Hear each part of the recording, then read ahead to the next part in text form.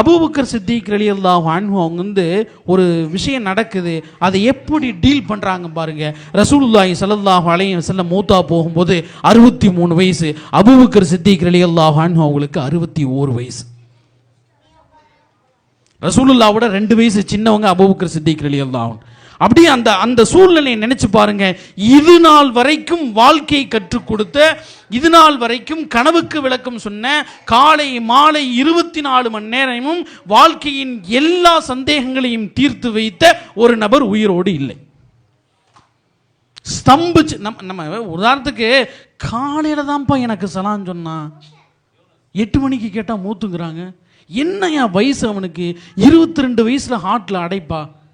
அதிர்ச்சியாரமா இல்லையா?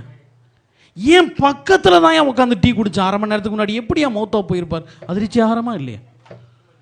நேத்தாயா அவரை போய் ஊர்ல போய் இறக்கி விட்டு வந்தேன், உம்ராவுக்கு அனுப்பிச்சு விட்டு வந்தேன், நல்லா தாயா இருந்தார், ஒரு நோய் இல்லையா அவருக்கு? அதிர்ச்சியாரமா இல்லையா?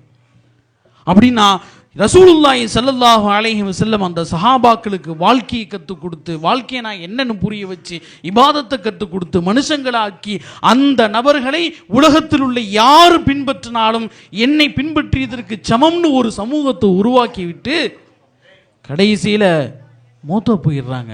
சூழ்நிலை வேற மாதிரி இருக்குது. இது உண்மையிலே மௌத்து தானாங்கிறத அங்கீகரிக்க முடியல. ஒருவேளை வஹி வருதா, அமைதியா படுத்திருக்காங்களா, என்ன ஏதுங்கிறலாம் சூழ்நிலை இருக்கும்போது அபூபக்கர் சித்திக் ரலியல்லாஹு அன்ஹு தான் அப்படி சூப்பராக ஹேண்டில் பண்றாங்க. ஒரு பெரியவர் எப்படி ஹேண்டில் பண்றாரு பாருங்க. எல்லாத்தையும் கூப்பிட்டு உட்கார வச்சு, வமா முஹம்மதுன் இல்லா ரசூல் கத் ஹலத் மின் கப்லிஹி ரசூல் அஃப இம்மாதா குதிலன் கலபத்தும் வமா முஹம்மதுன் இல்லா ரசூல். யார் வந்தாலும், ரசூல்மார்களில் யார் வந்தாலும் அவங்களுடைய காலம் முடிஞ்சதுக்கு பிறகு மூத்தா போயிடுவாங்க. இதுதான் நிதர்சன உண்மை. இதுதான் குர்ஆன் சொல்லுது.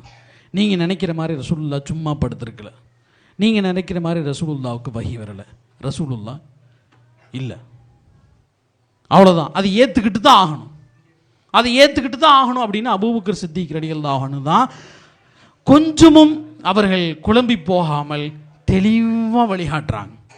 அதற்கு பிறகுதான் அது வரைக்கும் ஏன் பிரபல்யமாக கேள்விப்பட்டிருப்பீங்களா இல்லையா? உமர் ரலியல்லாஹு அன்ஹு வாளை எடுத்துட்டு வாளை சுத்துறாங்க. யாராவது மௌத்தா போயிட்டான்னு, ரசூல்லா மௌத்தா போயிட்டான்னு சொன்னீங்கன்னா வெட்டிடுவேன். ரசூல்லாவுக்கு வஹி வருது, ரசூல்லா நம்மளை விட்டு எங்கேயும் போகல, ரசூல்லாவுக்கு வஹி வருது சொன்னாங்களா இல்லையா உமர் ரலியல்லாஹு? அபூபக்கர் சித்திக் ரலியல்லாஹு அன்ஹு பேசினதுக்கு பிறகுதான் உமர் ரலியல்லாஹு அன்ஹு ஆசுவாசப்படுறாங்க. என் அறிவு சொல்லுது ரசூலுல்லாஹ் இல்லைன்னு, என் அறிவுக்கு தெரியுது, ஆனால் என் கல்வி ஏற்றுக்க மறுக்குது. அதுக்கு பிறகுதான் ரசூலுல்லாஹ்வுடைய ஜனாசா பக்கத்தில் போய் அழுகிறாங்க உமர் ரலியல்லாஹு அன்ஹு. எப்படி ரசூலுல்லாஹ், எப்படி யார் காலை நாங்கள் சுத்தி வருவோம்? இனி யார் காலை நாங்கள் சுத்தி வருவோம்? ரசூலுல்லாஹ் காலை பிடிச்சிட்டு அழுகிறாங்க உமர் ரலியல்லாஹு. அப்போ ஒரு பிரச்சனை நடக்கும்போது அங்கே வேற எந்த அசம்பாவிதம் நடக்காம பார்த்துக்கிட்டது அபூபக்கர் சித்திக் ரலியல்லாஹு. இஸ்லாத்தை பரப்பளவை மிகப்பெரிய அளவில் கிட்டத்தட்ட 22,000 சதுர மீட்டர் பரப்பளவு அளவுக்கு இஸ்லாத்தை விரிவாக்கம் செய்தவர்கள் உமர் ரலியல்லாஹு அன்ஹு. இராணுவத்தை அறிமுகப்படுத்தினது உமர் ரலியல்லாஹு அன்ஹு தான். ரோடு வசதி ஏற்படுத்தி கொடுத்தது உமர் ரலியல்லாஹு அன்ஹு தான். ஏன் ஹிஜ்ரின்னு நம்ம ஹிஜ்ரி கணக்கு போடுறோமே, ஹிஜ்ரியை உருவாக்குனது உமர் ரலியல்லாஹு அன்ஹு தான். இப்படி எல்லா விஷயங்களையும் இது போன்ற அனுபவமிக்க மூத்தவர்கள், பெரியவர்கள் தான் நமக்கான வழிகாட்டுதல்கள் மிகவும் நேர்த்தியாக காட்டுகின்றார்கள்.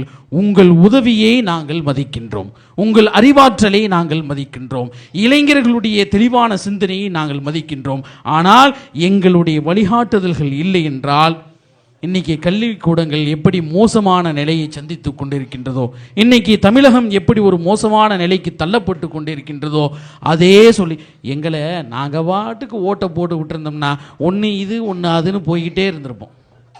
இது இல்லைனா இது, அது இல்லைனா இதுன்னு தான் இவ்வளோ காலம் போய்கிட்டு இருந்தோம். இடையில வந்து எங்கள் மாமாவுக்கு போடு அப்படின்னு சொல்லி சொன்னதுனால தான் இன்னைக்கு நாடு இவ்வளவு மோசமாக போய்கிட்டு இருக்குது. தயவுசெய்து எங்களுடைய வழிகாட்டுதல்கள் ஏற்றுக்கொள்ளுங்கள். எனவே சமுதாய முன்னேற்றத்திற்கு பெரிதும் காரணம் பெரியவர்களுடைய வழிகாட்டுதல்களே, பெரியவர்களுடைய வழிகாட்டுதல்கள் தான் என்று கூறி இந்த பட்டிமன்றத்தை நாம் நிறைவு செய்கின்றோம். ஆமீன். அஸ்ஸலாமு அலைக்கும் வரஹ்மத்துல்லாஹி வபரகாத்துஹு.